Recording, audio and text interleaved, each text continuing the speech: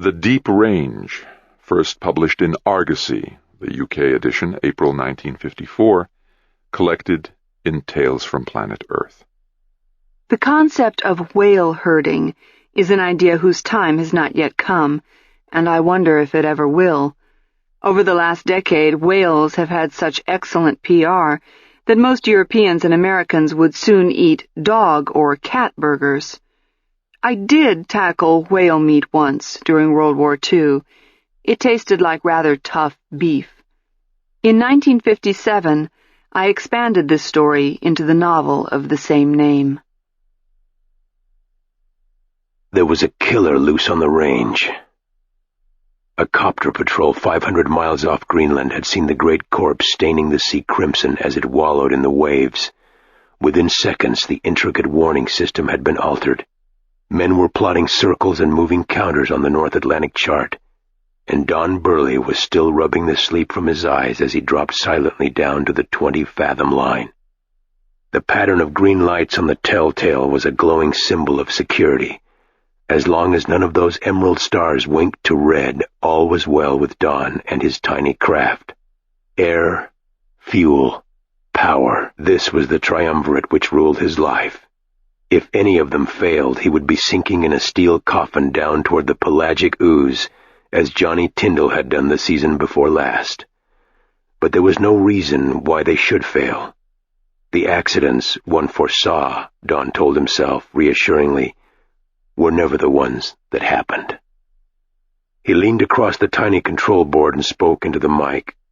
Sub 5 was still close enough to the mothership for radio to work, but before long he'd have to switch to the sonics.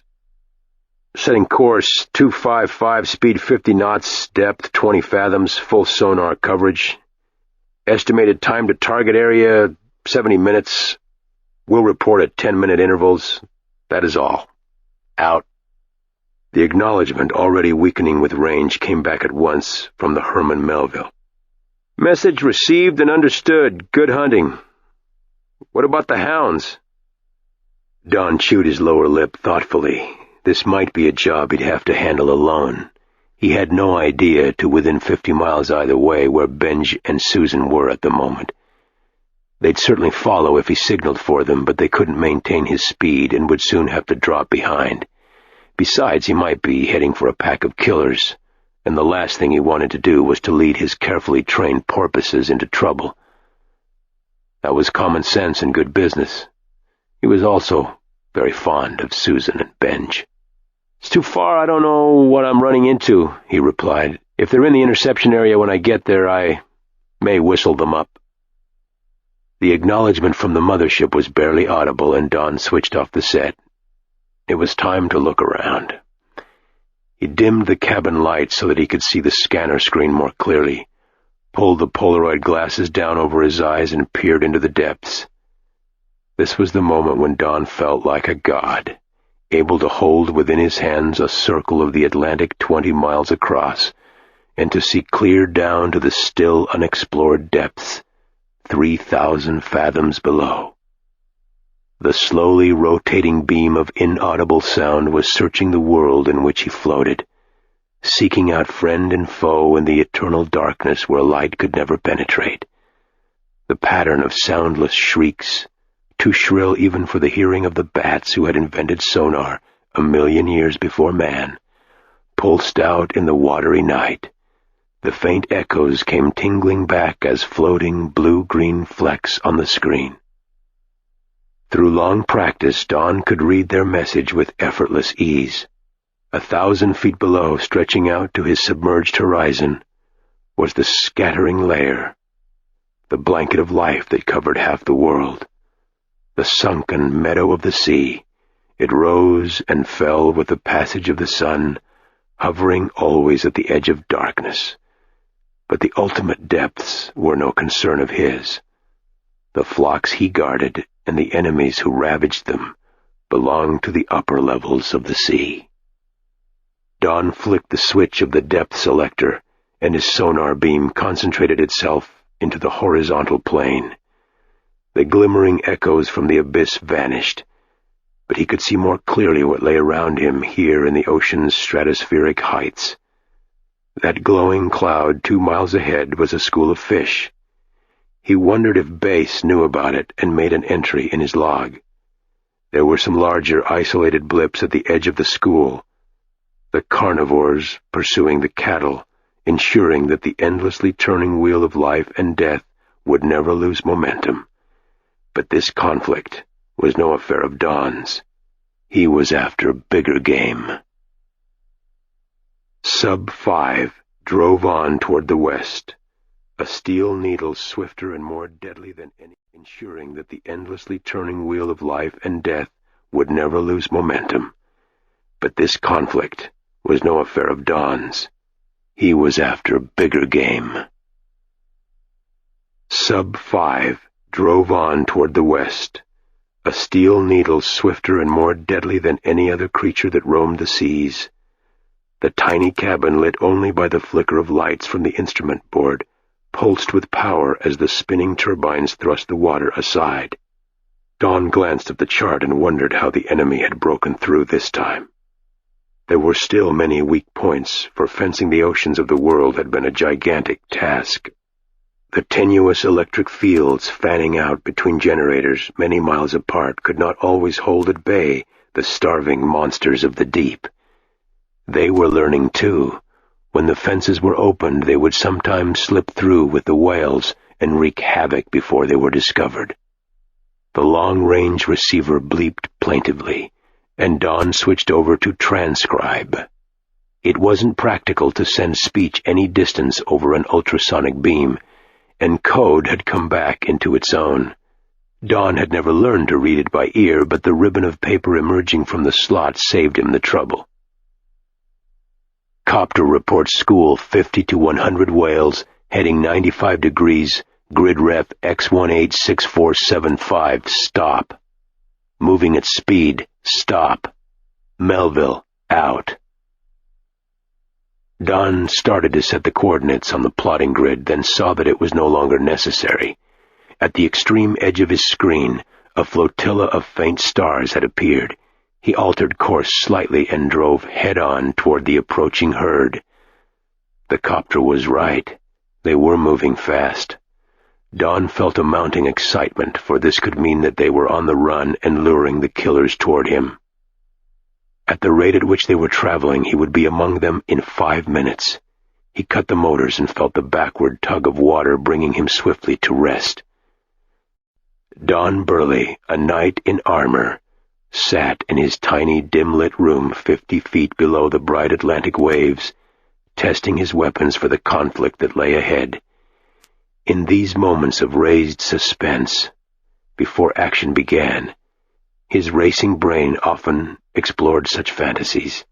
He felt a kinship with all shepherds who had guarded their flocks back to the dawn of time. He was David among ancient Palestinian hills, alert for the mountain lions that would prey upon his father's sheep. But far nearer in time, and far closer in spirit, were the men who had marshaled the great herds of cattle on the American plains only a few lifetimes ago. They would have understood his work, though his implements would have been magic to them. The pattern was the same, only the scale had altered. It made no fundamental difference that the beasts Don herded weighed almost 100 tons and browsed on the endless savannas of the sea. The school was now less than 2 miles away, and Don checked his scanner's continuous circling to concentrate on the sector ahead. The picture on the screen altered to a fan-shaped wedge as the sonar beam started to flick from side to side. Now he could count every whale in the school, and even make a good estimate of its size. With a practiced eye, he began to look for stragglers. Don could never have explained what drew him at once toward those 4 echoes at the southern fringe of the school. It was true that they were a little apart from the rest, but others had fallen as far behind. There is some sixth sense that a man acquires when he has stared long enough into a sonar screen. Some hunch which enables him to extract more from the moving flecks than he has any right to do. Without conscious thought, Don reached for the control which would start the turbines whirling into life. Sub-5 was just getting underway when 3 leaden thuds reverberated through the hull as if someone was knocking on the front door and wanted to come in. "Well, I'm damned," said Don. "How'd you get here?" He did not bother to switch on the TV. He'd know Benj's signal anywhere. The porpoises must have been in the neighborhood and had spotted him before he'd even switched on the hunting call.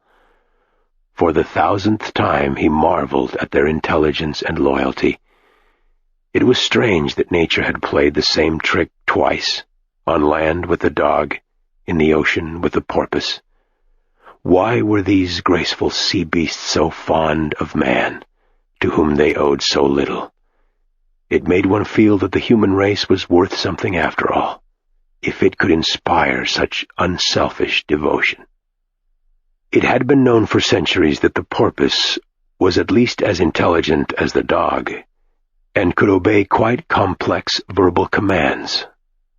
The experiment was still in progress, but if it succeeded, then the ancient partnership between shepherd and sheepdog would have a new lease on life. Don switched on the speakers recessed in the sub's hull and began to talk to his escorts. Most of the sounds he uttered would have been meaningless to other human ears. They were the product of long research by the animal psychologists of the World Food Administration. He gave his orders twice to make sure they were understood, then checked with the sonar screen to see that Benj and Susan were following astern as he had told them to. The 4 echoes that had attracted his attention were clearer and closer now, and the main body of the whale pack had swept past him to the east. He had no fear of a collision. The great animals, even in their panic, could sense his presence as easily as he could detect theirs, and by similar means. Don wondered if he should switch on his beacon. They might recognize its sound pattern, and it would reassure them.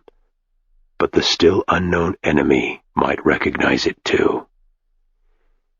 He closed for an interception and hunched low over the screen as if to drag from it by sheer willpower every scrap of information the scanner could give. There were 2 large echoes, some distance apart, and one was accompanied by a pair of smaller satellites. Don wondered if he was already too late. In his mind's eye he could picture the death struggle taking place in the water less than a mile ahead. Those 2 fainter blips would be the enemy, either Shark or Grampus, worrying a whale while one of its companions stood by in helpless terror, with no weapons of defense except its mighty flukes. Now he was almost close enough for vision. The TV camera in Sub-5's prow strained through the gloom, but at first could show nothing but the fog of plankton. Then a vast shadowy shape began to form in the center of the screen, with 2 smaller companions below it. Don was seeing, with the greater precision but hopelessly limited range of ordinary light, what the sonar scanners had already told him. Almost at once, he saw his mistake. The 2 satellites were calves, not sharks. It was the first time he had ever met a whale with twins. Although multiple births were not unknown, a cow could suckle only 2 young at once, and usually only the stronger would survive. He choked down his disappointment. His error had cost him many minutes, and he must begin the search again. Then came the frantic tattoo on the hull that meant danger. It wasn't easy to scare Benj, and Don shouted his reassurance as he swung Sub-5 round so that the camera could search the turgid waters.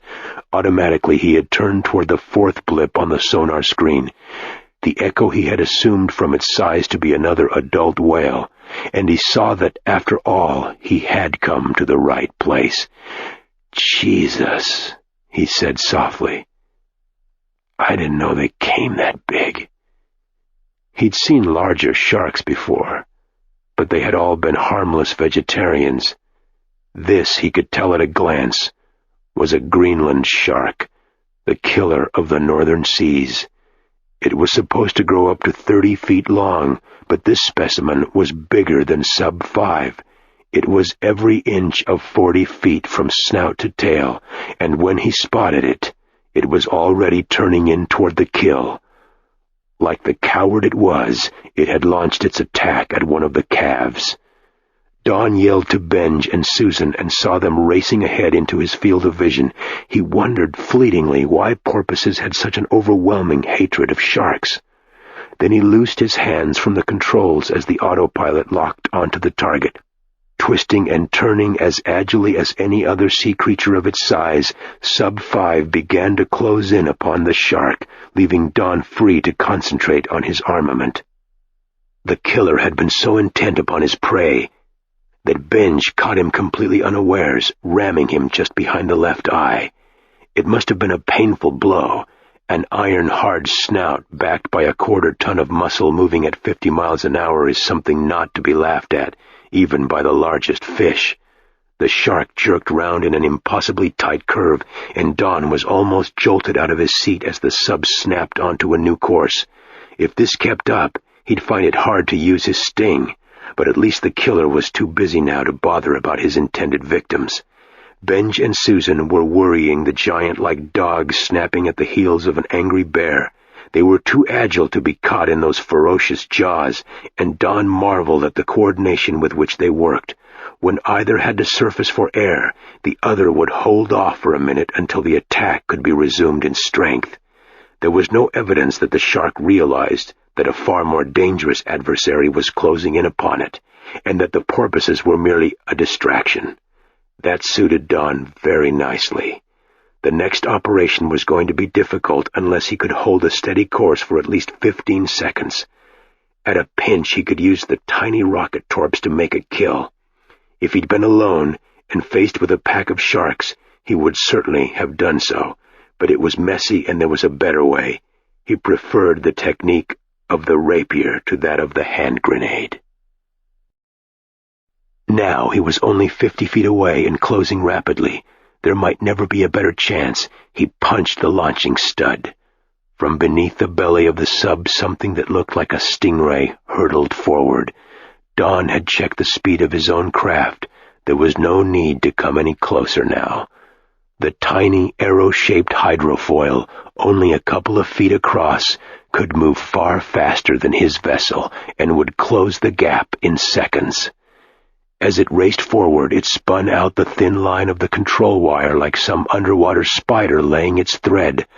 Along that wire passed the energy that powered the sting, and the signals that steered it to its goal. Don had completely ignored his own larger craft in the effort of guiding this underwater missile. It responded to his touch so swiftly that he felt he was controlling some sensitive, high-spirited steed. The shark saw the danger less than a second before impact. The resemblance of the sting to an ordinary ray confused it, as the designers had intended. Before the tiny brain could realize that no ray behaved like this, the missile had struck. The steel hypodermic rammed forward by an exploding cartridge drove through the shark's horny skin, and the great fish erupted in a frenzy of terror. Don backed rapidly away, for a blow from that tail would rattle him round like a pea in a can and might even cause damage to the sub. There was nothing more for him to do, except to speak into the microphone and call off his hounds. The doomed killer was trying to arch its body so that it could snap at the poisoned dart. Don had now reeled the sting back into its hiding place, pleased that he had been able to retrieve the missile undamaged. He watched without pity as the great fish succumbed to its paralysis. Its struggles were weakening. It was swimming aimlessly back and forth, and once Don had to sidestep smartly to avoid a collision. As it lost control of buoyancy, the dying shark drifted up to the surface. Don did not bother to follow. That could wait until he had attended to more important business. He found the cow and her 2 calves less than a mile away and inspected them carefully. They were uninjured, so there was no need to call the vet in his highly specialized 2-man sub. which could handle any cetological crisis from a stomach ache to a cesarean. Don made a note of the mother's number stenciled just behind the flippers. The calves, as was obvious from their size, were this season's and had not yet been branded. Don watched for a little while. They were no longer in the least alarmed, and a check on the sonar had shown that the whole school had ceased its panicky flight. He wondered how they knew what had happened. Much had been learned about communication among whales, but much was still a mystery. "I hope you appreciate what I've done for you, old lady," he muttered. Then, reflecting that 50 tons of mother love was a slightly awe-inspiring sight, he blew his tanks and surfaced. It was calm, so he cracked the airlock and popped his head out of the tiny conning tower. The water was only inches below his chin, and from time to time a wave made a determined effort to swamp him. There was little danger of this happening, for he fitted the hatch so closely that he was quite an effective plug. 50 feet away, a long, slate-colored mound, like an overturned boat, was rolling on the surface. Don looked at it thoughtfully and did some mental calculation. A brute this size should be valuable. With any luck, there was a chance of a double bonus. In a few minutes he'd radio his report, but for the moment it was pleasant to drink the fresh Atlantic air and to feel the open sky above his head. A gray thunderbolt shot up out of the depths and smashed back onto the surface of the water, smothering Don with spray. It was just Benj's modest way of drawing attention to himself. A moment later the porpoise had swum up to the conning tower so that Don could reach down and tickle its head. The great, intelligent eyes stared back into his. Was it pure imagination, or did an almost human sense of fun also lurk in their depths? Susan, as usual, circled shyly at a distance until jealousy overpowered her, and she butted Benj out of the way. Don distributed caresses impartially and apologized because he had nothing to give them. He undertook to make up for the omission as soon as he returned to the Herman Melville. "I'll go for another swim with you, too," he promised, "as long as you behave yourselves next time." He rubbed thoughtfully at a large bruise caused by Benj's playfulness, and wondered if he was not getting a little too old for rough games like this. "Time to go home," Don said firmly, sliding down into the cabin and slamming the hatch. He suddenly realized he was very hungry and had better do something about the breakfast he'd missed. There were not many men on Earth who had earned a better right to eat their morning meal. He had saved for humanity more tons of meat, oil, and milk than could easily be estimated.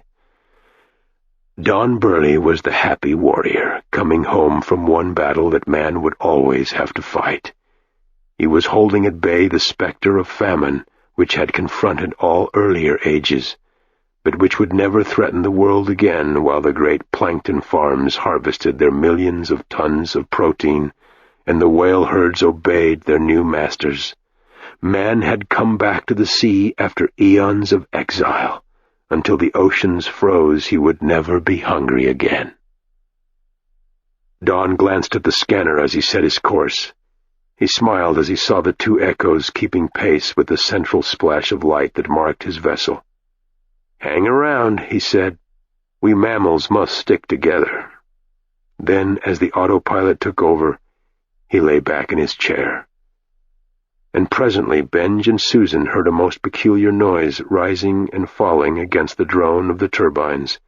It had filtered faintly through the thick walls of Sub-5, and only the sensitive ears of the porpoises could have detected it. But intelligent beasts though they were, they could hardly be expected to understand why Don Burley was announcing, in a highly unmusical voice, that he was heading for the last roundup. Audible hopes you have enjoyed this program.